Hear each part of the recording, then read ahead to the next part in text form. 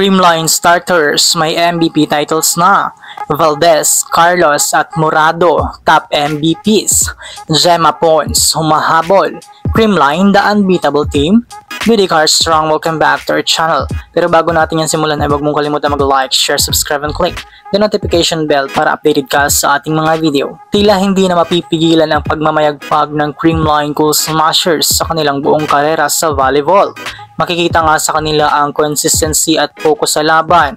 Halos lahat nga sa kanila ay may kanya-kanyang galing at husay sa laro. Kaya't dito nga makikita sa kanila ang napakaraming MVPs. A total of 18 MVPs na nga ang meron ang Creamline. Isa-isahin natin sila. Alyssa Valdez has a total of 4 MVPs, 3 Conference MVP at 1 Finals MVP.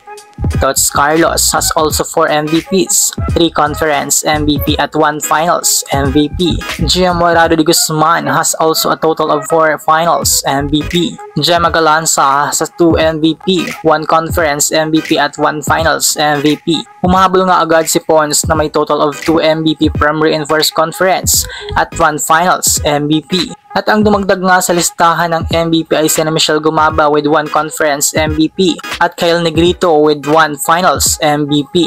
Patunay lang ito kung gaano kaganda ang sistema ni Coach Sherwin na swak sa kanyang mga players. Isa nga ang Creamline ngayon ang tinitingala ng karamihan dahil sa kanilang magandang system of playing. Bukod kasi sa mahuhusay na players meron ang Creamline, ay isa rin sa hinahangaan nila ay ang paghubog ni Coach Sherwin sa kanyang mga players. Well, makikita naman talaga natin kung gaano kaayos ang coaching ni Coach Sherwin Meneses at kung gaano kaganda ang kanyang mga decision during crucial games. Sabi nga nila na nasa coaching pa rin talaga kung paano niya minamanage pagalawin ang kanyang mga players. We can see nga the improvements of the players from back then up to now. Marami pa nga tayong dapat abangan sa Creamline dahil hindi pa nagtatapos ang kanilang journey sa laban. Maaaring nakuha nila ang Grand Slam ay hindi pa rito napuputol ang kanilang kagustuhan para sa team. Marami pang pwedeng mag-excel especially sa mga bagong dagdag like Bernardo, Mapigalanza, Buonape na malalaki ang tsansang mas mag-improve pa at malay natin isa sa kanila ang susunod sa listahan ng Creamline sa MVP title. Mga Cards Strong, ano pa kaya ang mangyayari sa susunod na laban ng Creamline? May team pa kayang makakapalag sa kanila at maalis ang tapang ng Creamline? Comment down below. Hanggang dito na lang muna Cards Strong. Do not forget to subscribe and click the notification bell para updated ka sa ating mga video.